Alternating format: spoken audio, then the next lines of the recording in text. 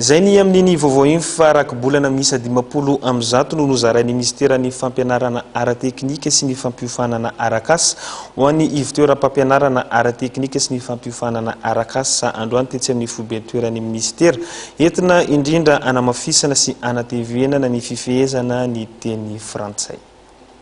Teny frantsay isan'ny manandanja ny fifehezana izany ito amintsika na ny velany indrindra amin'ny fidirana amin'ny sehatra ny asa satria dia saika mitaky ny fifehezana io avokoa ny sehatra asa rehetra. Rakobolana miisa 10 no nozarain'ny ministeran'ny fampianarana ara-teknika sy ny fampiofanana arakasa ho an'ireo lycée mampianatra ny ara-teknika sy ny ivitoerana mampiofana arakasa manerana ny nosy izay teto Andrenivohitra no nanomboana izany androany entina anatevenana ny fifehezana ny teny frantsay.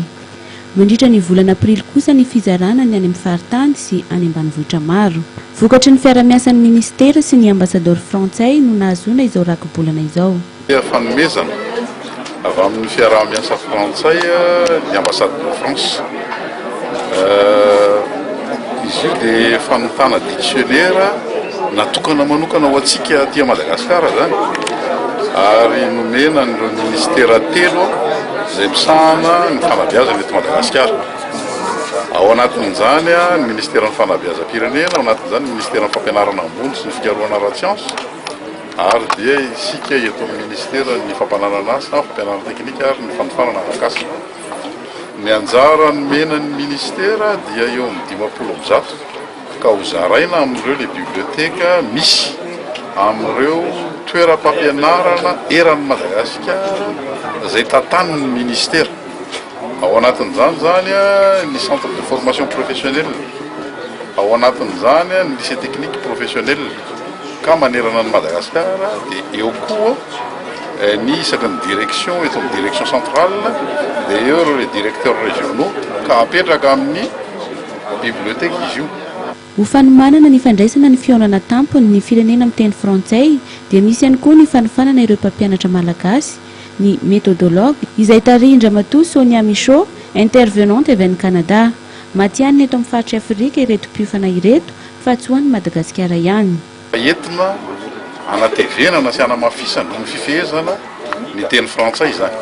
Ny teny frantsay izay anisan'ny mampiray antsika zany, tsika malagasy amin'ny vondron'ny firenena ao anatin'ny francophonie. Tsika amin'ity taontikatra dia andray an'izany fionana tampony mikasika ny francophonie izany dia ny fahazoana an'ireo le dictionnaire ireo dia anisan'ny manampy ny tanora malagasy indrindrindrindra ireo le ankizy izay manovo fianarana amin'ireo toeram-pampianarana mikasika ny fampianarana teknika sy ny fanofanana arakasa, anampin'izy ireo zany amin'ny fifehezana bebe koa an'izany teny frantsay izany. Tanjona ny hanajarian'ny Madagasikara mpikambana ao amin'ny vondrona iraisam-pirenena ny mampiasa ny teny frantsay, vonona indray ny fionana tampony. Eny Aribijery ajaina dia iny fanadidiny ihany koa no manakatona tanteraka ny fotoanan'ny fampahalalam-baovao-tsika tamin'ity alina ity.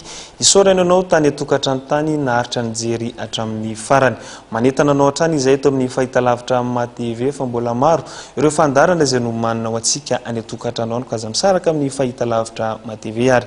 Ny tena kosa dia amin'ny fotoananao amin'ny rahampitso indray. Veloma tompoko lahy, veloma tompoko vavy.